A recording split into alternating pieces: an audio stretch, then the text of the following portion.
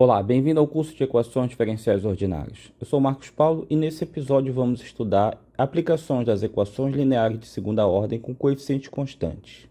Esta é a primeira de duas partes desta aula. Acompanhe comigo. A primeira aplicação é sobre o movimento harmônico simples. Vamos considerar uma mola de massa desprezível com uma das extremidades fixas e pendurada verticalmente. O comprimento dessa mola será L. E na extremidade inferior, vamos prender uma massa M, que fará com que a mola sofra uma distensão de tamanho S. Pela lei de Hooke, a força interna da mola é calculada por F igual a K vezes S, onde K é uma constante e S é essa distensão que a massa provocou na mola. Temos ainda a força-peso, que é igual a massa vezes a gravidade. E estando o bloco M na posição de equilíbrio, a força interna da mola será igual à força-peso, e isso significa que mg menos ks é igual a zero. Agora vamos deslocar o bloco para baixo em uma distância x e soltamos. Suponhamos ainda que nenhuma outra força externa atue sobre o sistema. Esse tipo de movimento é chamado movimento livre. Pela segunda lei de Newton, a força resultante é massa vezes aceleração. Temos aqui uma força que atua na mola, que é menos K, multiplicado por S mais X, mais a força-peso, que é massa vezes a gravidade, igual a massa vezes a aceleração, que aqui está como d2x dt2. Vamos considerar ainda que os deslocamentos abaixo da posição de equilíbrio sejam positivos.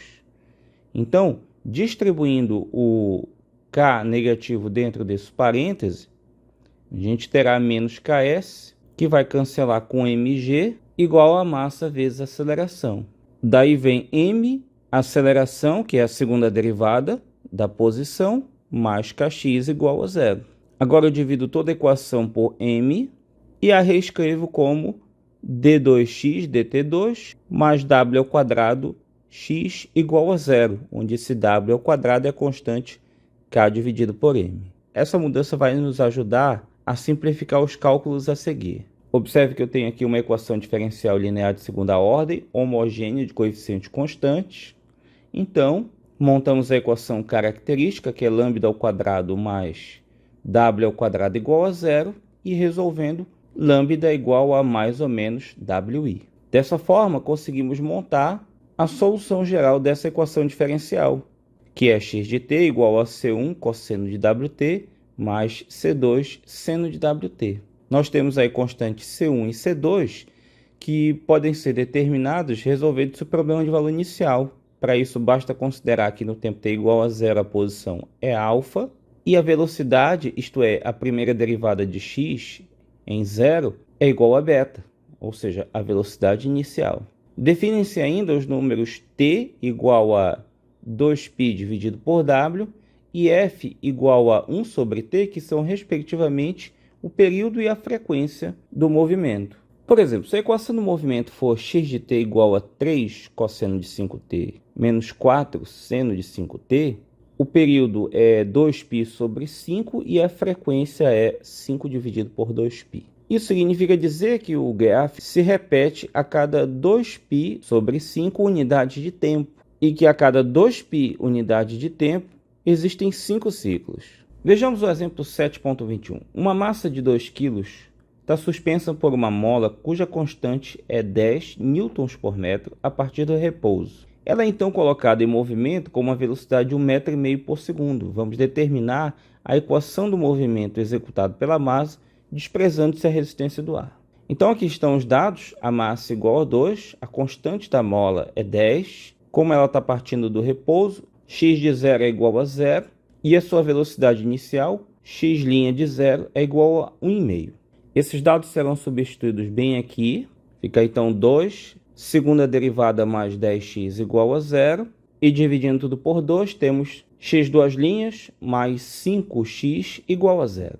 Sendo que esse 5 é o nosso w ao quadrado e por isso a solução é x de t igual a c1 cosseno de t raiz de 5 mais c2 seno de t raiz de 5. Vamos achar o C1 e o C2 a partir do problema de valor inicial, começando com a condição x de 0 igual a 0. O 0 multiplicado aqui pela raiz de 5 vai dar 0. por isso C1 cosseno de zero mais C2 seno de zero igual a zero. Resolvendo, nós temos C1 igual a zero e podemos substituir aqui na solução que encontramos que o x de t fica apenas C2 mais seno de t raiz de 5. Agora, para achar C2, nós vamos trabalhar com a condição x' de zero igual a 1,5. Por isso, primeiro vamos derivar o x de t, ficando C2 raiz de 5 cosseno de t raiz de 5. E agora trocar o x' de t por 1,5 e o t igual a zero.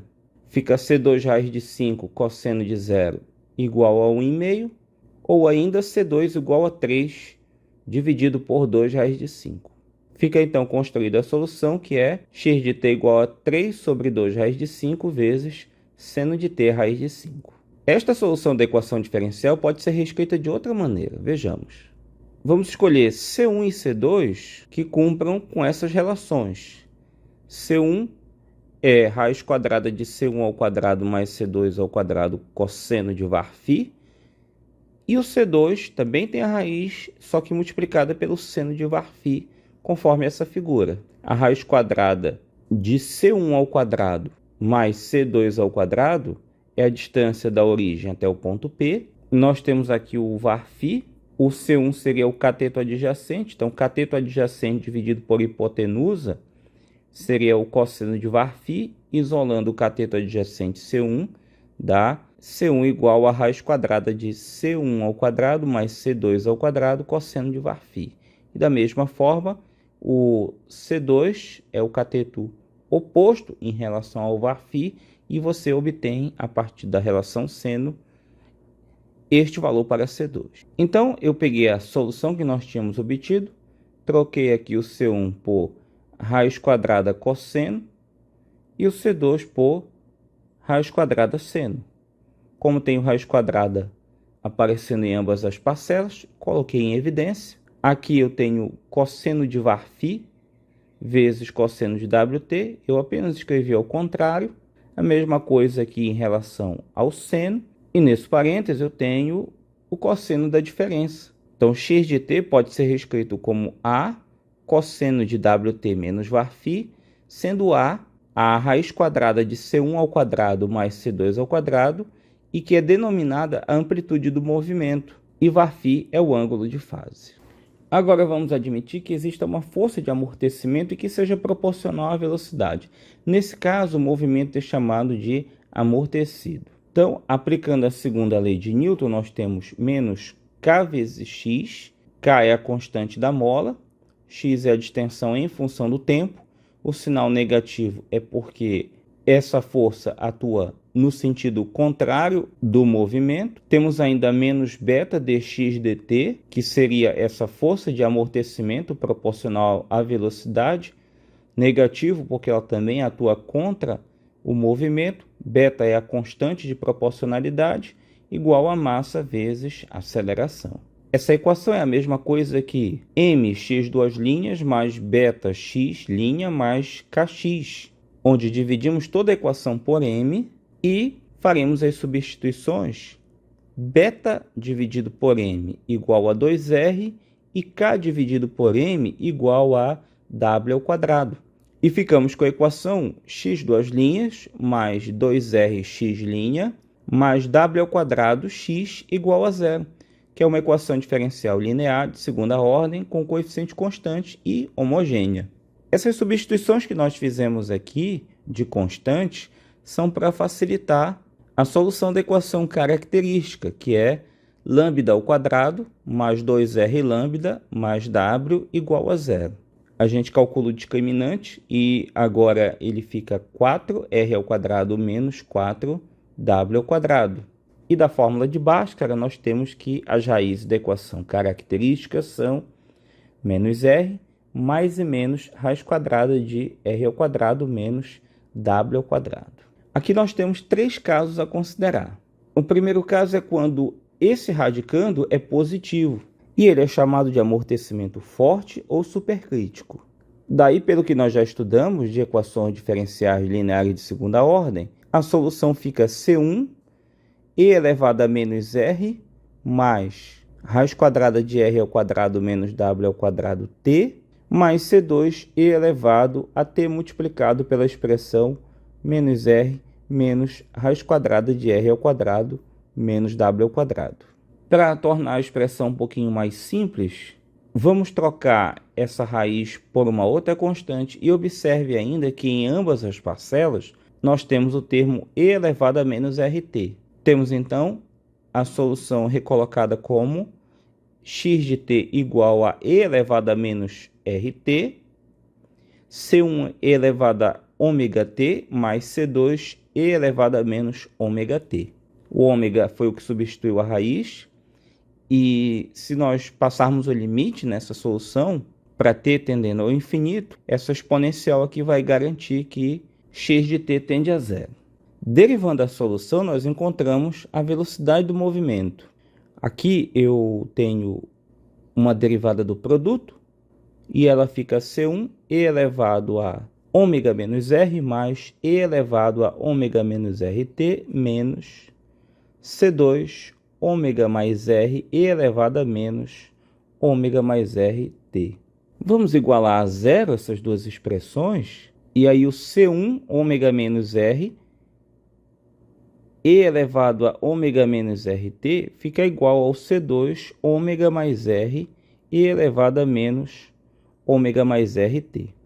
Se eu multiplicar tudo por e elevado a ômega mais rt, eu tiro a exponencial do segundo membro, e passando logaritmos eu concluo que t é igual a 1 sobre 2 ômega logaritmo natural de ômega mais r dividido por ômega menos r. Isso significa que a velocidade se anula em no máximo um único valor de t. O segundo caso é quando o termo r ao quadrado menos w ao quadrado é igual a zero.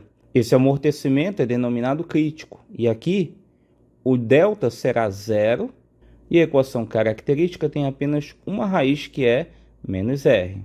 A equação do movimento fica C1 e elevado a menos rt mais C2t e elevado a menos rt, o que pode ser fatorado para e elevado a menos rt, que multiplica C1 mais C2t.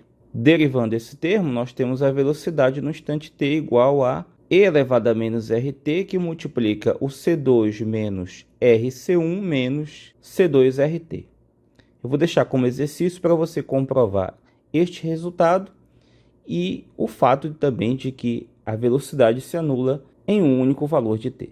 E o nosso terceiro caso é quando r ao quadrado menos w ao quadrado é menor que zero. Esse caso é chamado de amortecimento oscilatório. As raízes da equação característica serão complexas igual a menos r mais ou menos ômega 1i. A gente obtém isso colocando aqui em evidência o menos no discriminante. Por isso, dentro da raiz está menos w ao quadrado menos r ao quadrado. W ao quadrado menos r ao quadrado foi o que eu chamei de ômega 1. E a raiz quadrada de menos 1 é i, por isso, menos r mais ou menos ômega 1i. E a equação do movimento fica x de t igual a e elevado a menos rt C1 cosseno de ômega 1t mais C2 seno de ômega 1t. No exemplo 7.23, temos uma massa de 0,25 kg suspensa por uma mola vertical, distendendo-a 0,153 além do seu comprimento natural. A massa é colocada em movimento a partir da sua posição de equilíbrio e com velocidade inicial de 4 metros por segundo para cima. Determine a equação do movimento subsequente da massa, considerando que a força de resistência do ar é igual a menos 2x' newtons. Aqui estão os dados do problema. A massa 0,25, a distensão na mola é 0,153, a resistência do ar é de menos 2x', o coeficiente beta é igual a 2. Como a massa é colocada em movimento a partir da sua posição de equilíbrio, x de 0 é igual a 0, e o x' de 0 é igual a menos 4, porque a velocidade é para cima, contrário ao sentido positivo do movimento. Inicialmente, temos que determinar a constante da mola pela lei de Hooke. Na mola só atua a força-peso, eu vou considerar como gravidade 9,8 metros por segundo ao quadrado. Então, eu multiplico pela massa, que é 0,25, e igualo a K vezes 0,153, o que me dá uma constante de aproximadamente 16. E agora eu substituo na equação do movimento. Aqui eu tenho, pela lei de Hooke, menos 16x. A força de resistência do movimento é menos 2x', e igual a 0,25x'. Essa equação equivale a d2x dt2 mais 8dx dt mais 64x igual a zero. E usando os métodos que aprendemos nos episódios anteriores, x de t é igual a e elevado a menos 4t, c1 cosseno de 4t raiz de 3 mais c2 seno de 4t raiz de 3. Vamos resolver o problema de valor inicial, começando com a condição x de zero igual a zero. Então, eu substituo o zero aqui nos arcos, tanto do seno como do cosseno, e na exponencial de t, e igual a zero, fazendo as contas, c1 igual a zero. E o próximo passo, antes de você trabalhar com a outra condição inicial, é substituir o valor de c1 encontrado na solução geral, que já vai simplificar bastante. Veja, x de t igual a e elevado a menos 4t, c2 seno de 4t raiz de 3, e derivar o resultado obtido. Aqui nós temos uma derivada do produto. Então, derivada da exponencial menos 4e elevado a menos 4t, conserva a constante c2 e a outra função que é o seno, mais derivada do seno é 4 raiz de 3 vezes o cosseno, e eu conservo também a constante c2 e a exponencial de menos 4t. E agora sim podemos aplicar a outra condição inicial, x' de zero igual a menos 4. Então, substituir aqui em cima o t por zero iguala a menos 4. Essa primeira parcela vai zerar por causa do seno de zero. E aqui o cosseno vai sumir, porque fica cosseno de zero igual a 1. A exponencial também fica igual a 1 e vai nos dar c1 igual a 1 dividido por raiz de 3. Completando a solução, x de t igual a raiz de 3 sobre 3, e elevado a menos 4t, seno de 4t raiz de 3. No exemplo 7.24, temos uma partícula de massa m igual a 1 se desloca sobre o eixo das abscissas, sob a ação de uma força elástica de intensidade igual a menos x, e de uma força de amortecimento proporcional à velocidade, que será dada por menos beta x'. Esse beta é um coeficiente positivo e nós devemos determiná-lo de modo que tenhamos um amortecimento forte, crítico e oscilatório. Vamos escolher os dados do problema, m e k iguais a 1 e a resistência igual a menos beta x. Usando a segunda lei de Newton, de um lado a força elástica menos x e a força de resistência menos beta dx dt, igual a massa 1 vezes aceleração d2x dt2. Isso equivale a d2x dt2 mais beta dx dt mais x igual a zero. Agora temos que montar a equação característica, que é lambda ao quadrado mais beta lambda mais 1 igual a zero, e o discriminante será beta ao quadrado menos 4. Como vimos anteriormente, o amortecimento é forte quando o discriminante é positivo. Então, beta ao quadrado menos 4 maior que zero. Isso vai dar beta maior que 2. O amortecimento é crítico quando beta ao quadrado menos 4 é igual a zero, o que implica beta igual a 2. E o movimento é oscilatório quando beta está entre 0 e 2, porque a gente tem que fazer beta quadrado menos 4 menor que zero. Vou finalizar essa primeira parte da aula propondo um exercício. No terceiro caso, o do amortecimento oscilatório, nós vimos que a equação do movimento é x de t igual a e elevado a menos rt, c1 cosseno de ômega 1t, mais c2 seno de ômega 1t, sendo esse ômega 1, a raiz quadrada de w ao quadrado menos r ao quadrado. Pois bem, efetuando essas mesmas mudanças que eu fiz anteriormente, eu gostaria que você concluísse que a equação do movimento pode ser reescrita como x de t igual a e elevado a menos rt cosseno de ômega 1t menos o var-φ, sendo a raiz quadrada de c1 ao quadrado mais c2 ao quadrado, e o var-φ verificando as relações C1A cosseno de Var-φ e C2A seno de Var-φ. No próximo episódio, falaremos um pouco mais sobre o movimento oscilatório e veremos outras aplicações das equações diferenciais de segunda ordem. Obrigado pela sua audiência, não se esqueça, compartilhe, comente, curta aqui o vídeo e traga seus amigos para estudar conosco. Deixe suas dúvidas nos comentários, é sempre um prazer responder. Bons estudos e até a próxima.